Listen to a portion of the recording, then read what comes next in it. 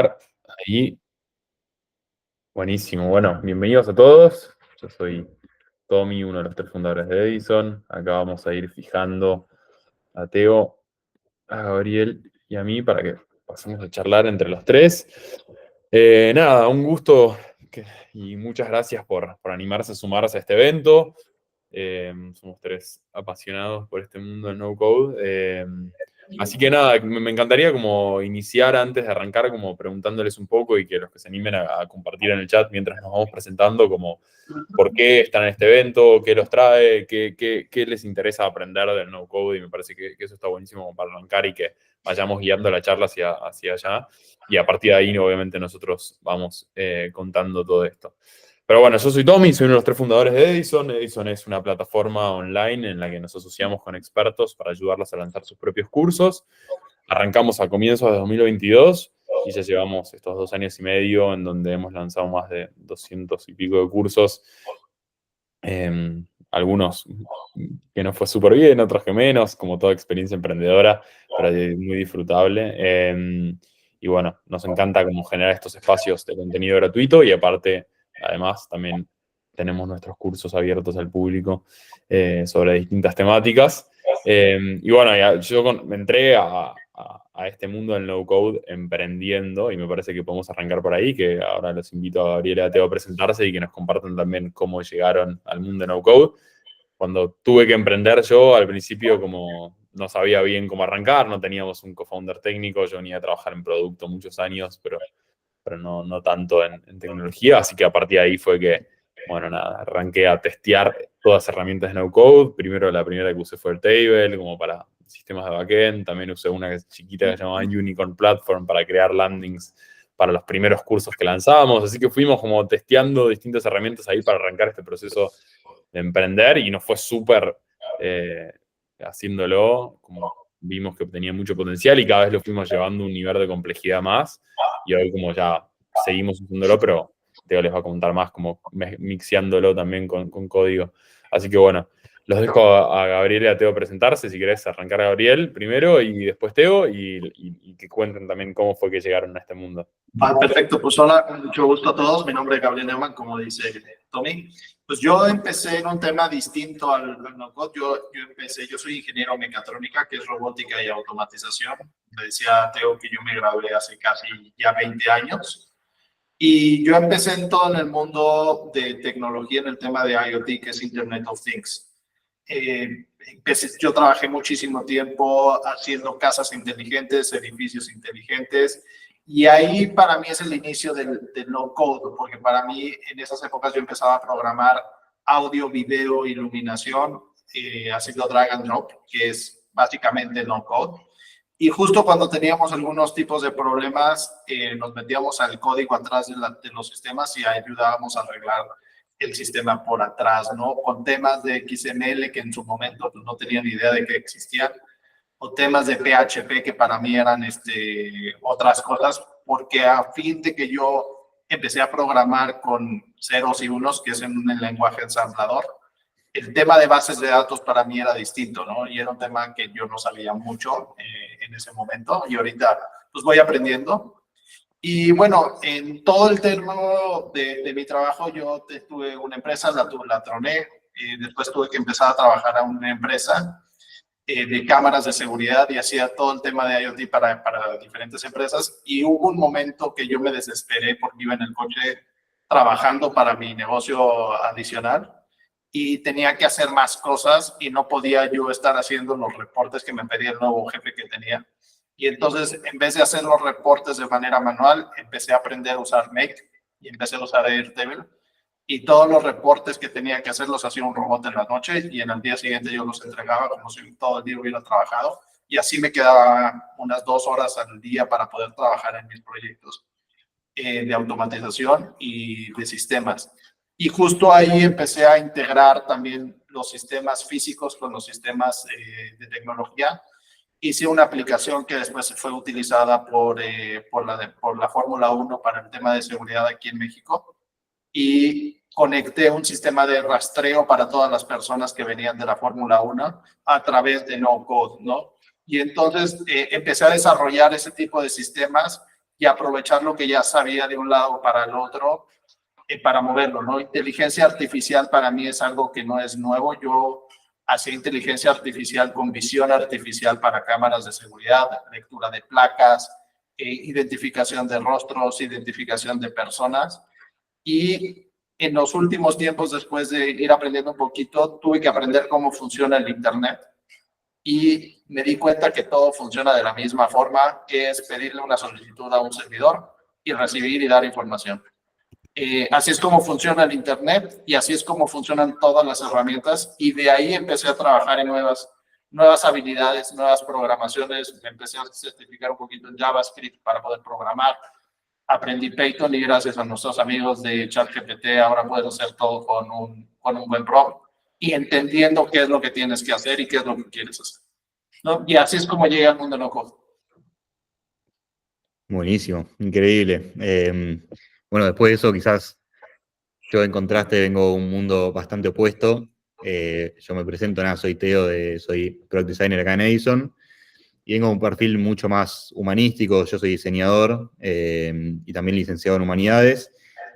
Trabajo en Edison hace un poco más ya de un año, y hace también más o menos un año dentro de Edison fue que me empecé a entrar en el mundo del no-code y a familiarizarme con este lado más tecnológico y demás. Y recién, antes de empezar, comentaba con Gabriel de que todas las herramientas no-code que ya me abrieron un mundo que yo no tenía ni idea desde el lado del diseño, que me dieron un superpoder en el sentido de que, bueno, yo muchas veces estaba detrás de la ideación y demás, pero no tanto de la implementación. Y entonces, de esa manera fue que acá en Edison, incluso comparando de que, bueno, Gabriel ya terminó hace más de 20 años la universidad, tiene toda una carrera por detrás y demás, yo quizás estoy más en mis inicios, pero hoy, bueno, a compartirles un poco todo lo que ya logramos hacer en este año, gracias a las distintas herramientas de no-code que fuimos utilizando con nuestro equipo. Así que, bueno, eso un poco cómo me fui entrando en este espacio.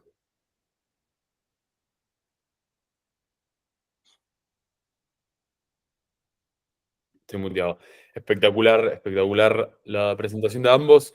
Me gustaría que partamos como un poco analizando como el potencial, ¿no? Creo que eso es como algo súper importante para ver como a la hora de utilizar, como me acuerdo que en su momento teníamos un curso no code que dábamos con el head de producto de Edison, y teníamos un gráfico en el que mirábamos el potencial, como habíamos armado como algo medio a mano, y también uno que estaba en internet publicado, que era como, bueno, qué cantidad de cosas puedes hacer con esas herramientas versus también qué curva de aprendizaje tienen, ¿no? Entonces me gustaría que analicemos un poco eso como en términos de herramientas generales, cómo la ven ustedes hoy.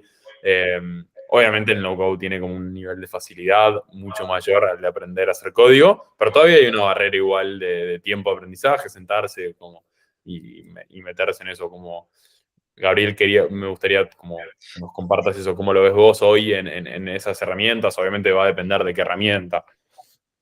A ver, mira, yo creo que la primera barrera es nuestro cerebro y lo que nosotros nos queramos poner, porque hoy en día podemos aprender todo en 2 minutos, ¿no? Podemos ir a agarrar, sí va a ser más complejo si no tienes la idea de lo que quieres hacer, pero si sabes preguntar hoy en día puedes resolver el 90% de las cosas. Puedes entender qué es la necesidad o cuál es el problema que estás tratando de resolver, y sea con código o sin código, tenemos ya un aliado que te pueda ayudar, ¿no? Sí es más complejo el tema de código, pero a la vez también es más rígido el tema de no code, ¿no? O sea, todos tienen sus ventajas y sus desventajas de cada uno. En código puedes hacer lo que tú quieras, al final de cuentas. En no code te estás direccionando a ciertas limitantes que te va a dar la plataforma o la herramienta que selecciones para hacer el trabajo que tú quieras, ¿no?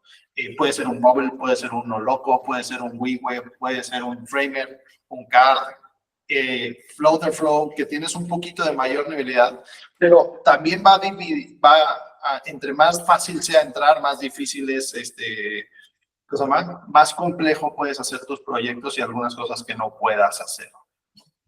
Pero al final de cuentas hoy podemos aprender lo que sea y le podemos preguntar a ChatGPT. El otro día hice un módulo de Make a través de ChatGPT y le pregunté, bueno, le fui en cloud y hice yo un módulo de MEC para un proyecto que tenía que entregar de forma distinta y no quería que se vea la burbujita de móvil, por ejemplo, quería que se vea la marca de la empresa. Y entonces diseñé el módulo de MEC y aprendí en YouTube, al final de cuentas, ¿no? Y hoy en día, pues tenemos todos YouTube, tenemos una herramienta o tenemos cursos que si queremos ir más rápido, podemos aprender donde tenemos todo ya bien organizado. Total. Yo creo que ahí está la diferencia, ¿no? Como en la curva de aprendizaje. Que hoy al final igual está muy resuelto en términos de lo que te genera la inteligencia artificial a esto. Como a mí me impresionó, hace no tanto estaba probando como las primeras pruebas que yo hice con Edison de sistemas automáticos y vinculaciones y gestión de comunicaciones eran usando Google Sheets y AppScripts, o sea, todo el sistema de AppScripts que tiene por detrás Google, en donde me lo había investigado bastante. Cuando trabajé en Kavak habíamos hecho muchas cosas ahí y originalmente yo era como, bueno, era yo contra AppScripts, googleando y intentando sin saber casi nada de código. Obviamente todo eso está por detrás basado en JavaScript. Y me impresionó que el otro día, para probar algo, se le pedía a ChatGPT, ¿no? Le pedía a ChatGPT, decime, tengo que hacer esto con tal celda, con tal cosa, para que después si sucede esto, mande un mail. Como le pedí ese script, lo hizo, lo probé y de una funcionó, como no se equivocó ni un poco. Entonces, claramente la curva de aprendizaje hoy con la inteligencia artificial un poco bajó la barrera en algunas cosas. Obviamente después hay cosas profesionales de ciberseguridad y espacios en donde como no es como es importante tener a alguien que entienda lo que está por detrás, pero creo que tenemos el potencial de hoy como nivelar para abajo, te diría, como la curva de aprendizaje, algunas cosas que en el pasado parecían mucho más complejas y hoy son mucho más simples. Sí, y además no nada más funciona para programar, ¿no? Por ejemplo, yo el otro día tenía que trabajar en una red de datos, en una VLAN, y me daba flojera hacer la VLAN porque todo el tema es bien complejo, y se lo pedí a ChatGPT y en 3 minutos tenía lo que un certificado me iba a cobrar $5,000, yo lo hice con 300 pesos en pesos mexicanos, que no sé cuánto sea en dólares, hice un prompt y resolví el problema como tal, ¿no? Y entonces tenías una forma muy sencilla de resolver un problema que ni siquiera tenía que ver conmigo. Le resolvía algo y reduje y estás haciendo vía y forma de lo que tú puedes resolver, ¿no? Totalmente. Sí, y no nada más pensar que la inteligencia artificial te sirve para programar en JavaScript, ¿no? Que al final de cuentas es lo que nosotros como no coders hacemos y programamos, pero te ayuda a hacer todo lo que tú quieres, ¿no? Me gustaba, Teo, que cuentes un poquito por ahí de la experiencia, ¿no? de ese mundo en el que trabajamos hoy, en el que es, bueno, como en qué casos usamos solo no code, en qué casos usamos Babel más código, cómo trabajamos junto a los desarrolladores para hacer cosas conjuntas en las que nos movamos mucho más rápido, y me parece que está buenísimo eso, ¿no? Sí, recontra. Sobre lo que estábamos comentando recién de la curva de aprendizaje, quiero sumar una cosita nomás, de que yo en mi caso, al venir de un mundo no técnico, me parece que soy el ejemplo perfecto de cómo hoy en día nos da la posibilidad a un montón de perfiles mucho más amplios de poder meternos en temas de desarrollo de producto digital, automatizaciones y demás. Y en definitiva, la programación es una manera de comunicarnos con la computadora, es una interfaz para entrar ahí en contacto con lo que queremos hacer. Y lo que nos posibilita el no-code es darnos una interfaz que se basa puramente en lo visual, que es en lo que la gran mayoría de las personas están mucho más acostumbradas a utilizar cuando se enfrentan a una computadora.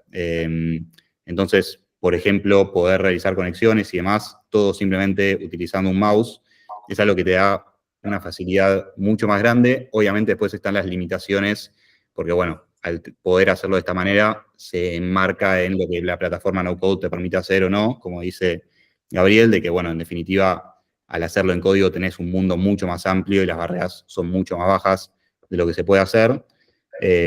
Pero bueno, la barrera de entrada de los perfiles que pueden entrar en contacto con estos productos tecnológicos, son mucho más amplios. Y yendo un poco para el lado que recién me preguntabas, Tommy, de casos de uso, bueno, ahí también, obviamente el mundo no code es algo que está quizás más en sus inicios, entonces tiene ciertas limitaciones, especialmente en temas de escalabilidad, por ejemplo, Y entonces nuestro criterio principal, por ejemplo, dentro de la empresa es todos los productos digitales, todos los features y demás que entran en contacto quizás con menor cantidad de usuarios, que sería en nuestro caso, por ejemplo, con los instructores.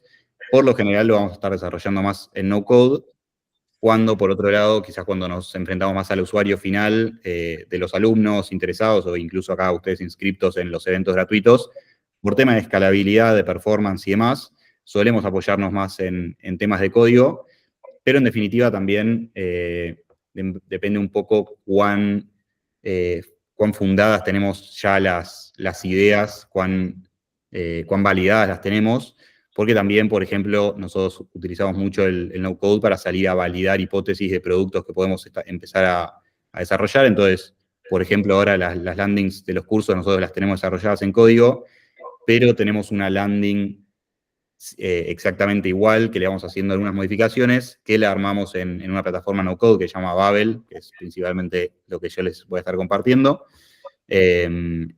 donde, bueno, vamos realizando esos experimentos, un poco de A/B testing y demás, para después ver si efectivamente no funciona, y si no funciona, ahí sí, quizás ya llevarlo a código y dejarlo ahí para que sea como el producto final definitivo.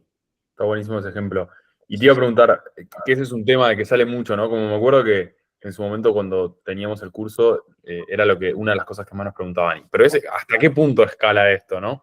¿Qué experiencias tenés así de esto, Gabriel, que puedas compartirnos como de hasta dónde escalan estos desarrollos de no-code? Pues te voy a compartir un proyecto que hice también otra vez en mi mundo, que no es integral en marketing y es un tema más de IoT.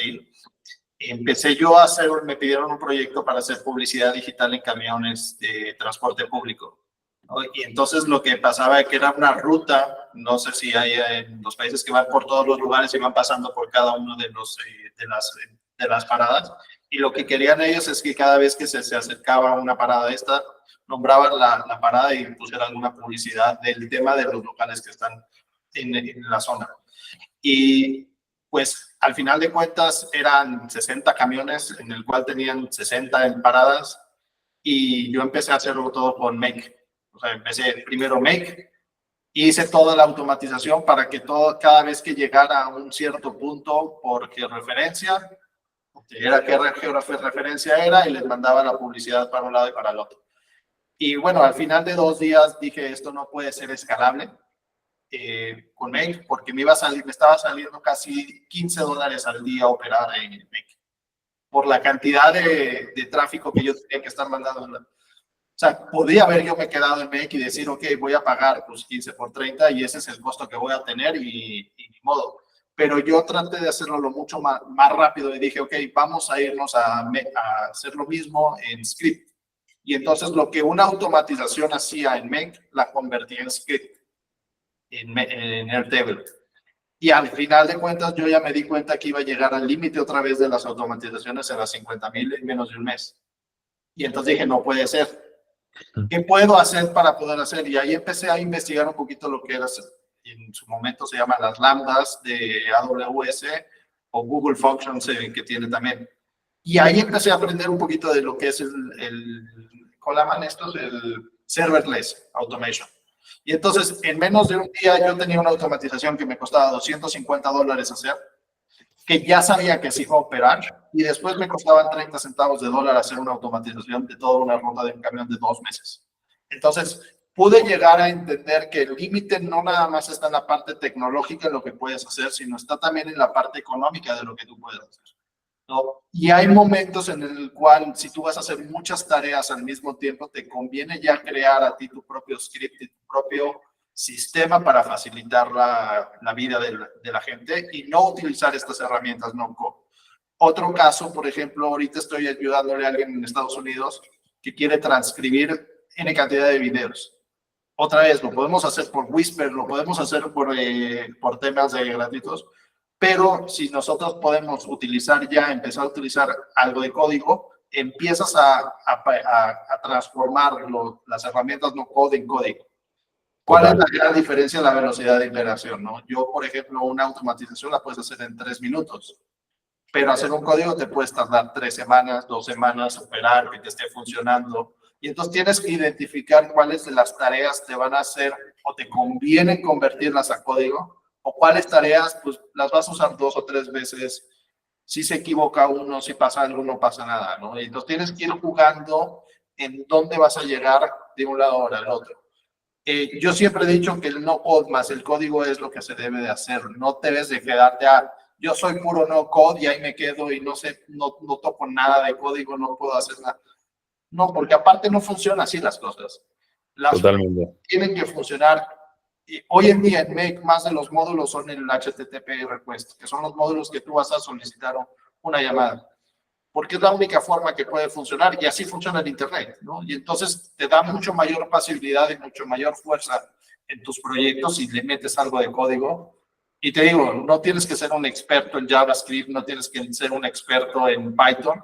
Simplemente saberle preguntar a ChatGPT qué quieres hacer, cuáles son los problemas que quieres resolver y vas a tener una buena idea y entender lo que estás haciendo, ¿no? Y con eso puedes llevar.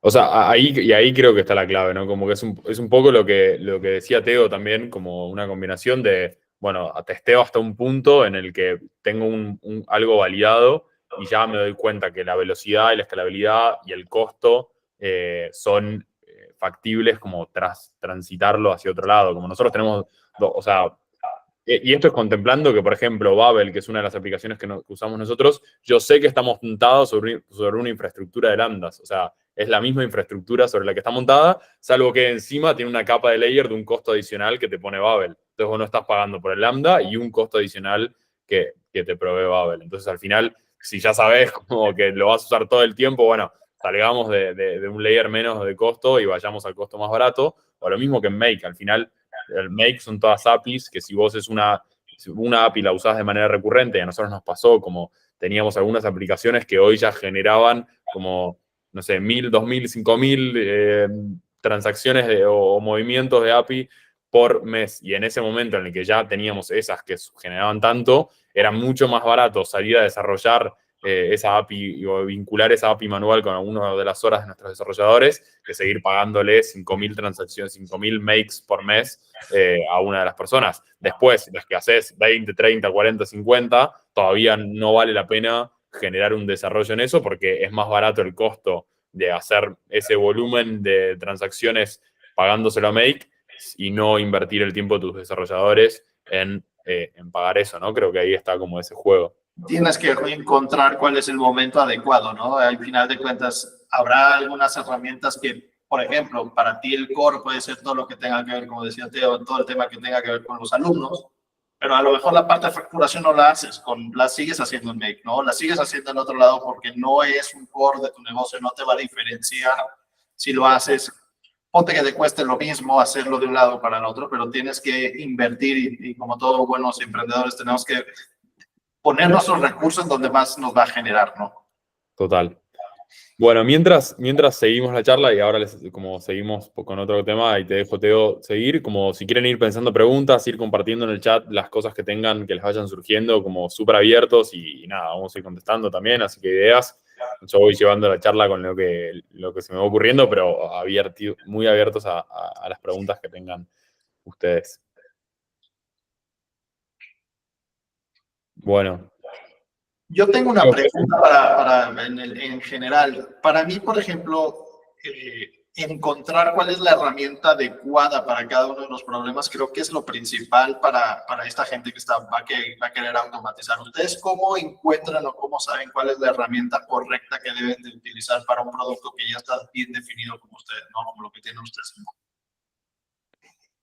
Es una muy buena pregunta. Yo al principio, como cuando arranqué, o por lo menos en mi proceso de arrancar, la verdad que era muy nuevo en este mundo y no conocía, como me habían recomendado Airtable, me habían recomendado Make, entonces nada, fue cuestión de ir como investigando, involucrándome y cada vez aprendiendo más, charlando. Bueno, tenemos una comunidad que arrancó en su momento hace algunos tiempos que se llama AirDevs, que era toda gente en Latinoamérica que desarrollaba en Airtable y me empecé a involucrar ahí. Creo que ahí fue cuando un poco se me abrió la cabeza de, ok, hay todo un mundo por detrás de este tipo de aplicaciones, que antes para mí era como, bueno, yo venía muy seteado con hacer las cosas en Google Sheets y con AppScripts y pasé de repente a, bueno, con Airtable puedes lograr lo mismo mejor y mucho más fácil. y con una curva de aprendizaje 10 veces más rápida. Entonces creo que esa transición fue buena y también me fui abriendo la cabeza a otras. Hoy creo que la decisión pasa un poco por estas cosas, por estos factores que íbamos contando, ¿no? Como, bueno, qué tan escalable tiene que ser, qué tan MVP es, o sea, una prueba o algo que estamos tan seguros, y a partir de ahí, cuál es la mejor herramienta que hacemos. Nosotros hoy nos apoyamos mucho en Babel como herramienta, creo que es un poco lo que contaba Teo, porque ya fue algo que ya tenemos bien como administrado, ya lo logramos vincular con el código de una manera fácil, que eso fue todo un tema en el principio, como era, bueno, ¿cómo vas a hacer que convivan estas dos cosas? Y tuvimos que hacer una solución que ahora Teo puede contar mejor, pero para que el login de los usuarios sea el mismo. O sea, en donde vos veas, como vos tenés un login en la plataforma de Edison, y tenés algunas cosas atrás de ese login que son código y algunas cosas atrás de ese login que están hechas en Babel. Y el login es uno, no es que son dos distintos que vos pasás por dos capas y estás accediendo a información que proviene de distintos servidores. Entonces, al final, entender esa solución fue algo que nos costó bastante al principio como para poder decir, ok, podemos combinar aplicaciones, y creo que hoy es como el criterio más importante, ¿no? Claro, y también, aparte de esto que preguntabas vos, Gabriel, de cómo elegir las aplicaciones, también saber, bueno, exactamente lo que decía Tommy, de cómo combinarlas, en el sentido de que nosotros hoy en día, por ejemplo, tenemos, quizás, bueno, tenemos la principal base de datos en Amazon. Antes quizás Airtable era lo que utilizábamos como nuestra base de datos, y hoy en día incluso tenemos parte de otra base de datos en Babel, y ahí es ir eligiendo, obviamente el núcleo principal lo vamos a tener dentro de Amazon, donde está todo lo más importante y demás, pero quizás hoy en día si queremos desarrollar algo que, o por un lado porque es una prueba, o por otro lado porque no es tan relevante al core del negocio, lo podemos mantener dentro de Babel, que tiene su base de datos propia, y eso nos va a dar ciertas facilidades para, bueno, desarrollar algunos temas dentro de Babel, que obviamente tiene más fluidez que tener que estar trayendo todo el tiempo la data desde bases de datos externas. Pero bueno, en definitiva, nosotros terminamos utilizando un montón de herramientas no-code, y lo más potente no es cada una por sí sola, sino cómo las vamos combinando, de que nosotros tenemos Babel para quizás lo que es el front, muchas cosas de la plataforma, pero que después mediante Make o mediante Zapier, gran parte de lo que sucede dentro de Babel o en la plataforma, lo terminamos llevando a Airtable para quizás ahí visualizar la información de manera interna dentro del equipo, y después incluso con otras herramientas como Mailer o demás para realizar comunicaciones. Entonces, ahí está lo más potente de cómo terminamos combinando estas distintas herramientas, e incluso después terminar combinándola con partes en código, como comentaba recién Tommy. Excelente. Buenísimo, buenísimo. Bueno, abrimos un ratito a preguntas. ¿Quién quiere preguntar algo, algo que se les ocurra? Algo que quieran saber particularmente. Si no, mientras te voy preguntando, Gabriel, que nos cuentes más de lo que estás haciendo ahora, en qué te estás enfocando, en qué tipo de proyectos estás trabajando, cómo estás usando AI. Me parece súper interesante para contar un poco más. Eso iba a decir, quizás bajarlo un poco a tierra con casos de usos concretos, porque nada, siento que estamos hablando como muy en el aire, y si alguien no está muy familiarizado en el tema puede asustarse, así que está bueno ahí bajarlo a casos concretos. Pues mira, los casos más comunes de lo que estoy trabajando ahorita es CRM, prospección, cómo utilizar sistemas de inteligencia artificial para poder calificar a las personas que están interesadas en un producto, utilizando un poquito de scraping, de buscar las páginas web de Internet. Entonces, lo que hago es busco un nombre de una persona, la busco en Google, busco su teléfono, busco su LinkedIn, saco la información y después le puedo decir a la gente, solamente pásame los que están arriba de 20 personas trabajando, ¿no? Y entonces de esa forma utilizas las herramientas no-code para simplificar el trabajo de las personas. O el otro caso que también es muy fácil, bueno, son dos casos que utilizo mucho. Uno es el tema de facturación. ¿Cómo puedo hacer y simplificarle a la gente para que facture? Que si alguien llega y paga por Stripe o por Hotmart, le autogenere una factura y entonces sea mucho más sencillo trabajarlo y operarlo, que es algo que todas las empresas tienen.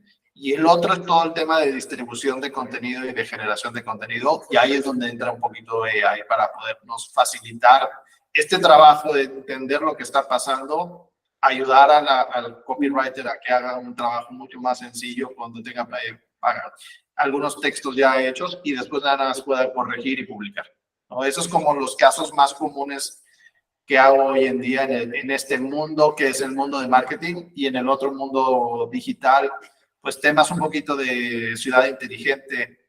Por ejemplo, hicimos un proyecto ahorita para poder identificar accidentes en vehículos, en carreteras. Entonces, con una cámara de inteligencia artificial veíamos que hay un accidente y entonces notificamos a un centro de control. O ahorita estoy desarrollando un producto para, ¿cómo le llaman? Baches, o ¿cómo le llaman a los hoyos en las calles allá en su país? Depende de cada uno. Entonces, Sí, con una cámara, con una dashcam, estamos monitoreando todo el tiempo lo que está sucediendo en ciertas patrullas, en ciertos coches. Cuando hay un bache o hay una fuga de agua, se lo notifica a la ciudad y entonces puede tener inteligencia artificial con un poquito de control y un poquito también de sistemas. Y todo eso está primero basado en no code, aunque sabemos que nos cuesta un poquito más. Y ya después, cuando tengamos ya el MVP y tengamos 2 o 3 clientes, pues ya podemos pasarlo a producción, porque ya tenemos ese camino como diseñado de lo que tenemos que hacer.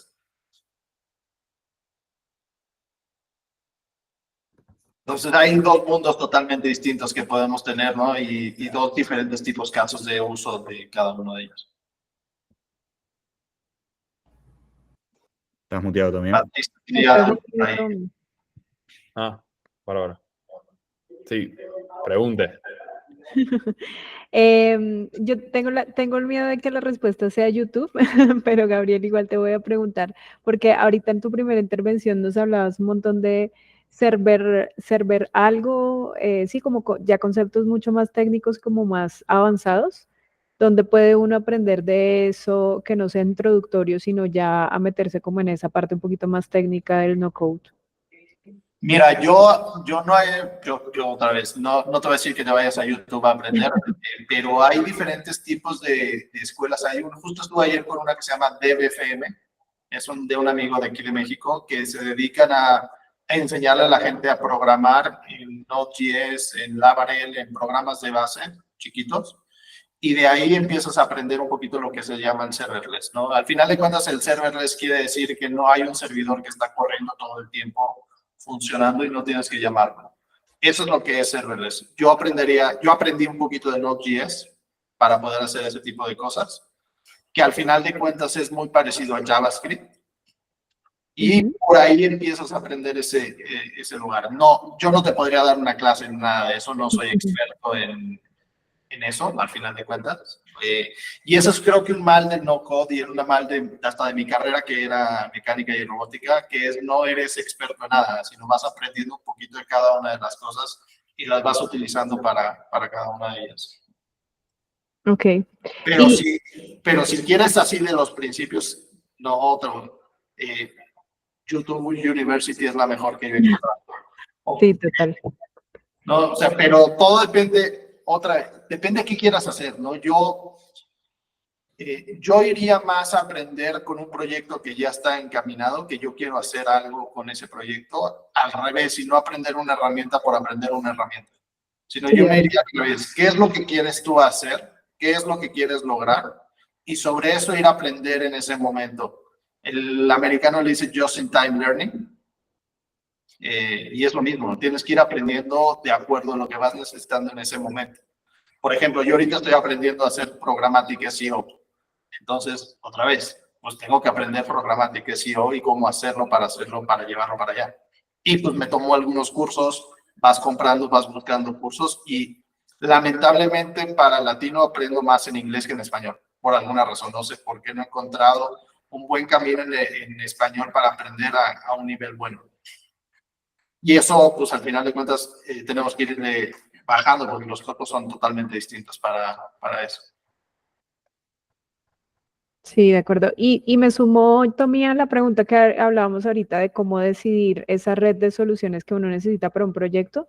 Sí, ha sido un dolor, digamos, desde que hice el curso de Edison hasta ahorita nosotros hemos implementado bastantes cositas, varias, pero sí la toma de decisiones de cómo hacer esa mezcla de herramientas ha sido de prueba y error, que debería ser menos prueba y error y más expertise. Esa es una curva de aprendizaje definitivamente, pero ojalá uno tuviera una herramienta o una ayuda que le diga, vea, si usted quiere hacer esto, o un GPT siquiera, que uno pueda decir, si quiero hacer esto, ¿cuál Igual debería ser esa tampoco ahí, combinación? como, creo que lo complicado acá es que no siempre hay una respuesta única correcta, como si vos hoy Sí, entras al grupo y como de este Devs en el que compartimos, como hay algunos que son fanáticos de Flutterflow y hacen lo mismo que podemos hacer nosotros en Babel, en Flutterflow, y nosotros arrancamos con Babel porque, no sé, fue en medio una decisión del momento y sí, bueno, la verdad que entre Babel, Airtable, Make, Zapier tenés como un nivel de flexibilidad bastante robusto, pero podría ser lo mismo por ahí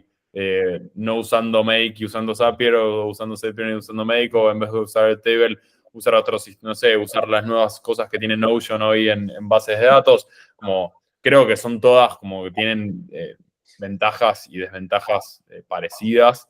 Entonces, al final, como no sé si hay una única respuesta correcta. Creo que la respuesta correcta es previa error para tu caso de uso y depende del caso de uso lo que se necesite. Obviamente, después hay cosas que vas teniendo como algo de ventaja haciendo varios proyectos y ya vas teniendo como, no sé, hoy yo si te diría como depende, como si ya arrancas un nuevo proyecto, una nueva startup, te diría, bueno, como estoy seguro que sé más o menos cuáles usaría entendiendo mejor qué es lo que hay que construir, ¿no? Pero de vuelta, probablemente si tuviese 3 startups distintas, las que usaría serían distintas, no serían siempre las mismas. Entonces ahí es. Siempre va a dar un consejo totalmente distinto. Escoge las que más te gusten a ti y cásate con ellas. O sea, si a ti te gusta Airtable y Make y OpenAI y ese es tu stack tecnológico que te gusta hacer el proyecto, síguele por ahí. No te vayas a mover, no te muevas de un lado para el otro si eso es lo que quieres hacer y quieres estar lanzando. Eso pasa mucho también en el tema de programación y hoy en día estás viendo mucho más gente sacar esos que le llaman boilerplates, en donde son tu caso y vas copiando y pegando las cosas. Y es mucho más rápido implementar. Lo hacen en código, lo hacen en no código. Puedes implementar muchas cosas mucho más rápidas.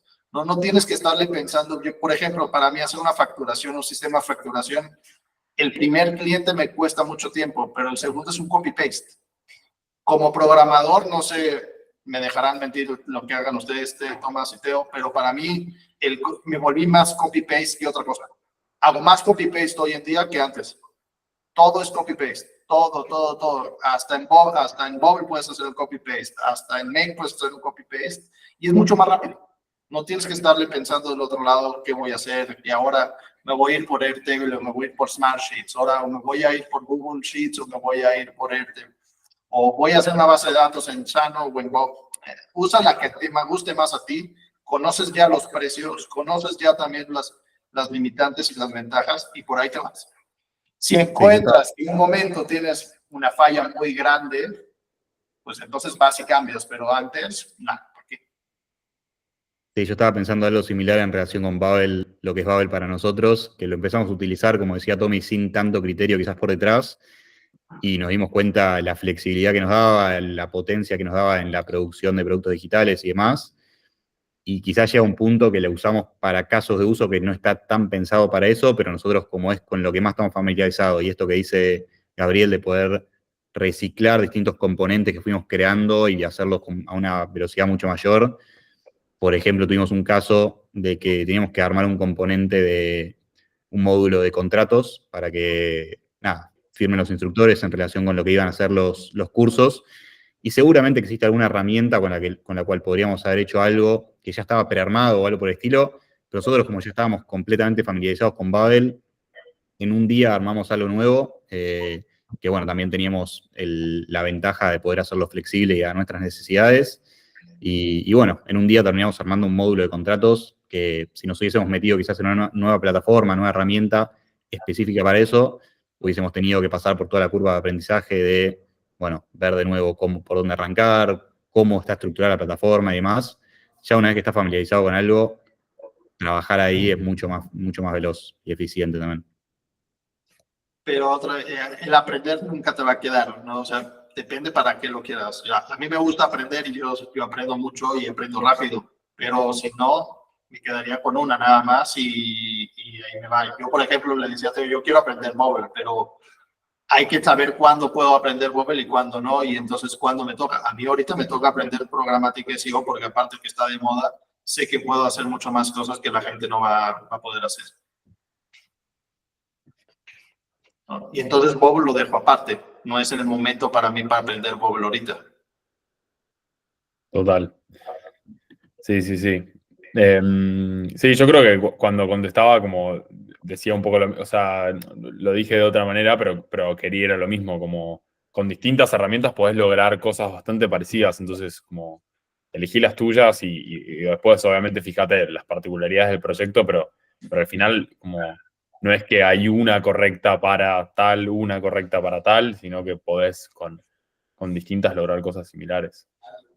Para mí el problema es cuando se pone que si lo hago con código o sin código, ¿no? Eso es cuando para mí cambia la herramienta y decido que, pues, ¿qué más puedo hacer y dónde puedo entrar? Y ahí es donde para mí es más complejo, ¿no? O tratar de entender, ok, y eso me pasaba muchísimo, ¿no? Es algo nuevo. ¿Meto Stripe o meto Hotmart para pagar? ¿Cuál es la pasarela de pago que uso? Y pues ahí te vas. Entonces decidí quedarme con una y si no quieren usar esa, que ellos hagan la integración y no yo. Porque si no es muy tedioso también. ¿No? Las documentaciones son difíciles a veces de leer o de entender de lo que hay. Sí, sí, sí. Bueno, buenísimo. ¿Alguna pregunta más del público que quieran saber? ¿Algo particular?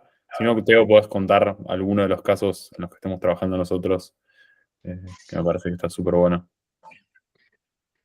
Bueno, si no hay ninguna pregunta, si no, obviamente ahí manden por el chat. Bueno, uno está bueno que hicimos últimamente, justamente todo lo que se relaciona con estos eventos gratuitos que estamos organizando ahora. Que bueno, para nosotros los eventos gratuitos son algo muy importante dentro de la empresa. Por un lado, para dar más visibilidad a lo que es Edison, también poder compartir conocimiento de gente muy grosa de manera gratuita y obviamente siempre sumar convocatoria para lo que son los cursos. Y entonces nosotros vimos que ahí teníamos algo muy potente dentro de Edison y por eso armamos dentro de nuestra plataforma un módulo de gestión armado y organización de eventos gratuitos e incluso, por ejemplo, la página, la landing donde ustedes seguramente se inscribieron para este evento, lo terminamos armando en Babel. Pero bueno, justamente como quizás no era lo principal de nuestro negocio, no era el core, que serían los cursos, decidimos armarlo todo en no code. Lo que sí terminamos armando en código, por ejemplo, acá es la landing donde están todos los cursos, todos los eventos, que quizás es lo que más tráfico va a tener, pero después la landing individual de cada uno de los eventos probablemente no tenga tantísimo tráfico para que se caiga la página. Tuvimos algún caso en particular, quizás algunos eventos de los más con los que más convocatoria hubo, que sí nos generaron un poco de problemas en Babel ahí con un par de issues y demás, pero por lo general, para la cantidad de flujo que suele haber alrededor de estos eventos, suele funcionar perfectamente, y con esto le posibilitamos a los instructores que puedan armar y editar sus propias landings de los eventos gratuitos, después gestionarlas, por ejemplo, automatizando los flyers y las piezas gráficas para que los compartan, también generándole automáticamente, por ejemplo, los UTMs para que compartan el evento y puedan traquear los interesados de dónde llegan y demás. Y después también, obviamente, ver de dónde van ingresando los interesados, quiénes son los interesados, y después incluso de nuestro lado poder gestionar todos los eventos que tenemos en cada momento.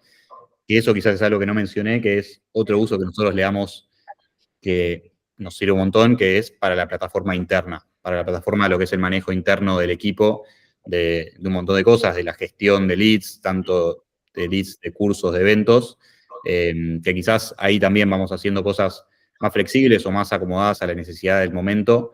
Por ejemplo, le contaba a Gabriel que hoy surgió una necesidad, por ejemplo, de querer armar un gestor de iniciativas de ventas. Y bueno, fuimos ahí de manera más rápida. Obviamente no tiene que tener el mismo nivel de detalle o de pixel perfect al finalizar el producto que es lo que vamos a sacar al cliente.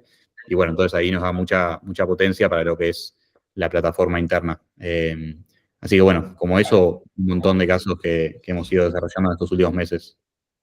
Muy bueno. Una pregunta para eso que acabas de mencionar, Teo, de lo que haces en Airtable como de gestión de leads. Ustedes pagan cada uno de los comerciales, me imagino que deben tener, no sé, 5 o 10 comerciales, ¿pagan usuarios de Airtable o más bien usan un front para no tener tantos usuarios de Airtable? ¿Y por qué sonrieron los dos? Nada, porque medio que usamos una licencia para varios. Ay, cuéntame, por favor. Nada, le pones usuario y contraseña en vez de login con Google. Debería pagarla. Ah, ok. Pero el front de los comerciales es directamente Airtable. Sí, interfaces principalmente. Ok, listo, súper.